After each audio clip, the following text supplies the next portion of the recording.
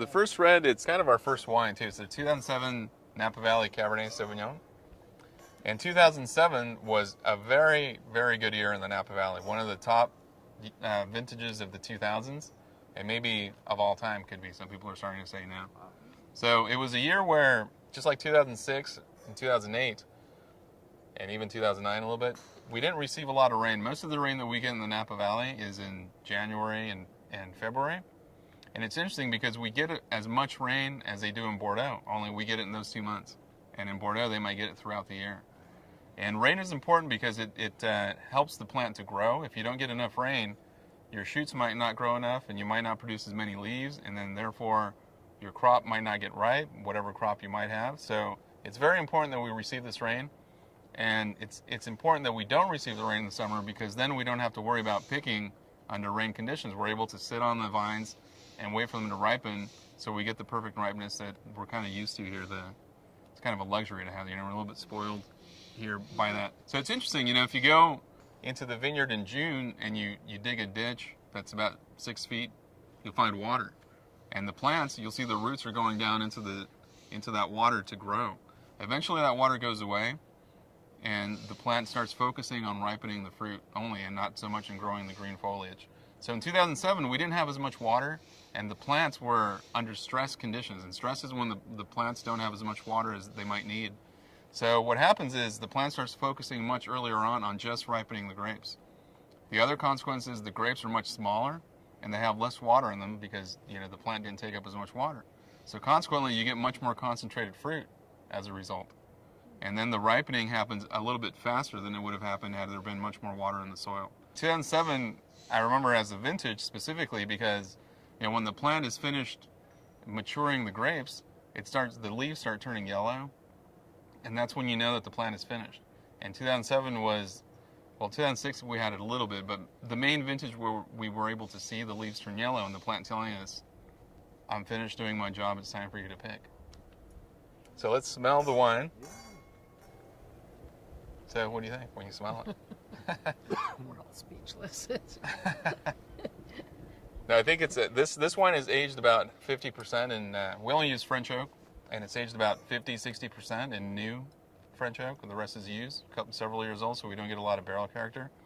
And the goal is to not hide or dominate the character of the wine with oak.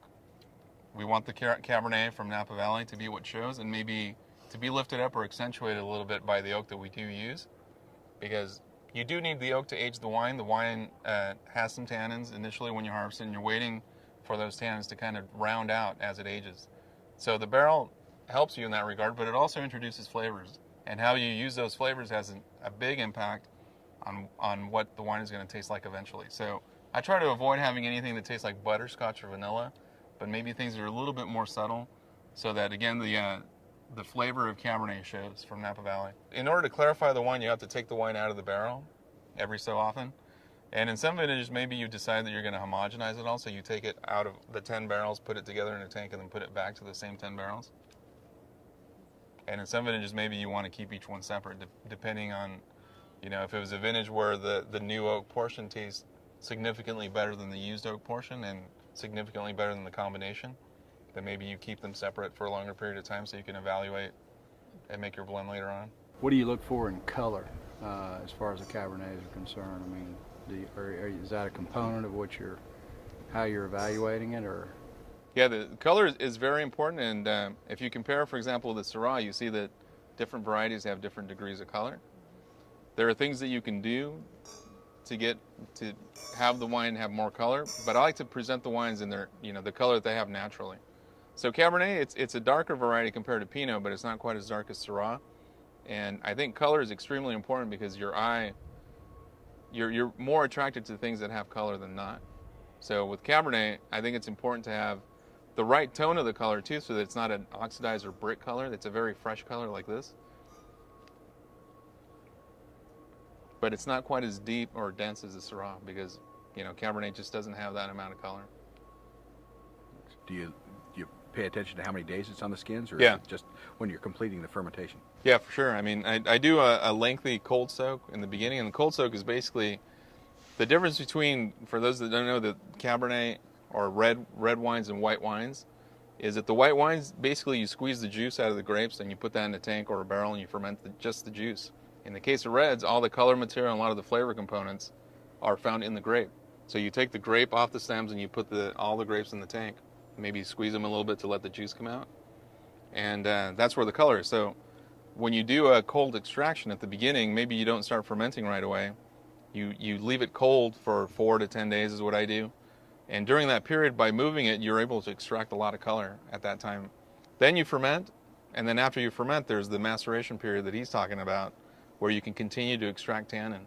So depending on what your phenolic structure, your tannic structure is that year, you can leave it on for a longer period of time or less. I prefer more than less because you extract a little bit more, and I think it helps the wine in aging if you do that.